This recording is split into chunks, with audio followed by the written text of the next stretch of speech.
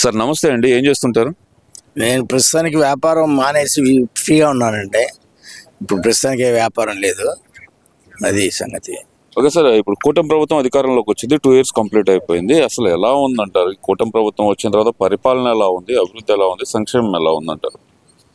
కూటమి ప్రభుత్వం వచ్చి 2 సంవత్సరాలు పూర్తి చేసుకున్నది. ఆ సందర్భంగా మనది శరవేగంగా పరిగెత్తుంది. అన్ని విధాలుగా ఏదన్నా పోలవరం కానీ, అమరావతి కానీ, ఏ విషయంలో కానీ, ఉద్యోగాలు కానీ, మన అన్ని రంగాల్లో అభివృద్ధికి పరిగెడుతుంది. ఈ విధంగా పరిగెత్తే ఆయన 20 ఏళ్ళు కాదు, 10 ఏళ్ళలోనే అభివృద్ధి మనకు కనపడుతుంది. అన్ని వైపులా, అన్ని దిశలా మనకి అభివృద్ధి కనపడుతుంది. ఆయన కృషి చేస్తున్నాడు.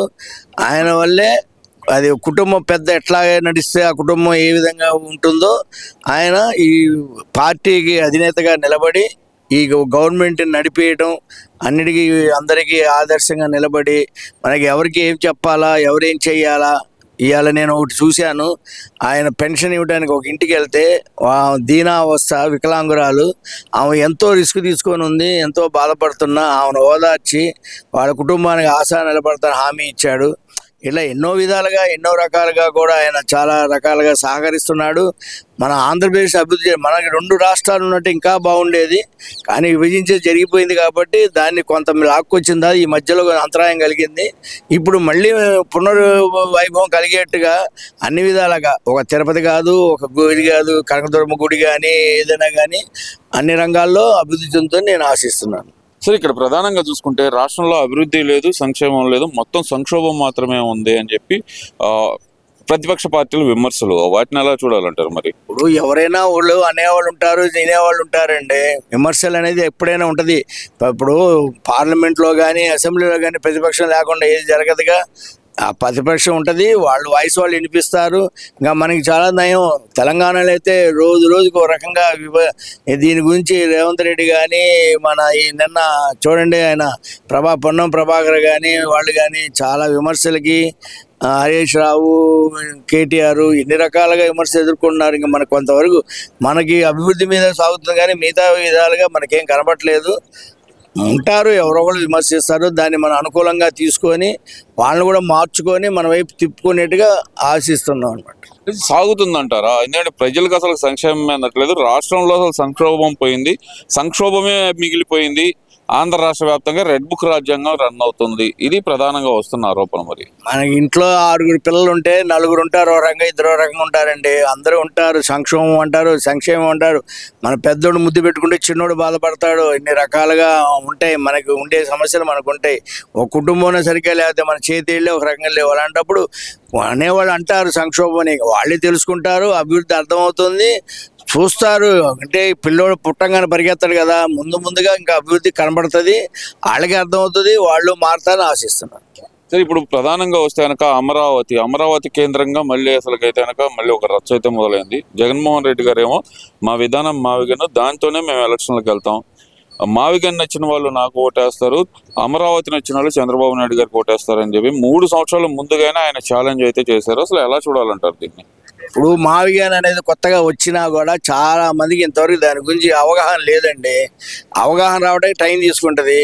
ఆ టైం తీసుకున్నప్పుడు ఇప్పుడు ఇక్కడ మనకు అన్ని అభివృద్ధి ఉంది. పోలవరం వచ్చేస్తుంది, ఈ లోపు మనకి అమరావతి రాజధాని అయిపోద్ది. ఆల్రెడీ పార్లమెంట్లో వచ్చేసింది కాబట్టి దాని గురించి కొంత టైం తీసుకునేటప్పటికి ఈలోపు మార్పులు వస్తాయని నేను అనుకుంటున్నాను. అంటే ఇప్పుడు ఈ మావిగన్ కేంద్రంగా ఎలా చూడాలంటారు? ఎందుకంటారు సడన్ గా మావిగన్ అంటూ ఒక పక్కన ఆయన మళ్ళీ దాన్ని కదిలించడం ఎందువల్ల అనుకోవచ్చు అంటారు? మనకి ఏదో డైవర్ట్ పాలిటిక్స్ ఉంటాయి కదా సార్. ఏదో రకంగా మన ప్రతిపక్షం, ఆయనకి ప్రతిపక్ష హోదా లేదు, కానీ ఏదో రకంగా మనం గవర్నమెంట్ని ఇరుకుని పెట్టడం, ఏదైనా విమర్శించడం సహజమే కదా. అందువల్ల ఏంటంటే మనం దాని గురించి ఆలోచించకూడదు, దాని గురించి మనం ఏమి చేయకూడదు. అది రాష్ట్ర వ్యాప్తంగా చూస్తుంటే శాంతి భద్రతలు అదుపులో లేవు. మొత్తం అసలుకి ఒక రకంగా చెప్పాలంటే రెడ్ బుక్ రాజ్యాంగం ప్లస్ నారా లోకేష్ గాని, చంద్రబాబు నాయుడు గారిని అసలు వీళ్ళు ఏం పట్టించుకోవట్లేదు. శాంతి భద్రతలనే అదుపు తప్పిపోయినాయి, పోలీసు వ్యవస్థ గాడి తప్పింది అంటున్నారు కదా. మరి అది ఏదైనా ఉంటే కదండి, హింస అనే 2 రకాలు ఉంటే గనక గవర్నమెంట్ నడుస్తుందా, లేకపోతే హోమ్ మినిస్టర్ చేస్తున్నారా చేయలేదంటానికి ఎక్కడ ఏం జరుగుతుందో ఏముందని మనకి ఎక్కడా తెలియట్లేదు. ఉండేది సమస్యలు ఉంటే వాళ్ళు చూస్తున్నారు. ఈ ఈ ఒక పక్క నుంచి పవన్ కళ్యాణ్ చూస్తున్నాడు, ఒక పక్క నుంచి లోకేష్, ఒకళ్ళు కాదు ముగ్గురు రథసారథుల మీద నడుస్తుంది. అందరూ దాని మీద సంక్షోభం లేకుండా మన ఆర్థిక వ్యవస్థ బాగుండేట్టుగా అందరికీ హోంశాఖ కూడా బాగానే నిర్వహిస్తుంది అనుకుంటున్నాను. 2027 చివరి నుంచి నా పాదయాత్ర మొదలవుతుంది. పాదయాత్రలోనే ప్రజల తరపున పోరాడతాను అంటున్నారు కదా మరి జగన్మోహన్ రెడ్డి గారు, దాన్ని ఎలా చూడాలంటారు? పాదయాత్ర అనేది అందరూ చేస్తారు సార్. రాజశేఖర రెడ్డి దగ్గర నుంచి అందరూ చేస్తూనే ఉన్నారు. చేయని వాళ్ళు ఇప్పుడు రేపు కేటీఆర్ కూడా చేస్తున్నాడు.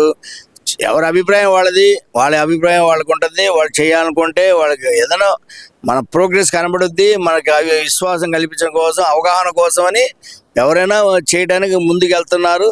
చేయనండి, మన ప్రజలు ఉన్న దాన్ని బట్టి మన ప్రజలు 29లో నిర్ణయం తీసుకున్నారు. ఇప్పుడు ఎవరి నిర్ణయం ఎవరు చెప్పలేరు. ఏం జరుగుతుందో ఎవరికి రేపు ఏం జరుగుతుందో మనకి తెలియదు. అలాంటప్పుడు 29 అనే దానికి ఏం జరుగుతుందో చూద్దాం. చేయనియండి పాదయాత్ర. 2029 అధికారం మాదే, మేము వస్తే కనుక 2.0 పరిపాలన చూపిస్తాం రప్ప. ఇది ఒక మాజీ ముఖ్యమంత్రి గారు జగన్మోహన్ రెడ్డి గారు ఇస్తుంది. ఎందుకంటే ఈ ప్రభుత్వం చేస్తున్న పనులకు మేము వస్తే కనుక 2.0 పరిపాలన చూపిస్తాం అంటున్నారు. దాని గురించి నేను విమర్శించాను సార్. ఎందుకంటే నేను సీనియర్ సిటిజన్ని, మనం దాని గురించి విమర్శించేంత మనకి ఇది లేదు.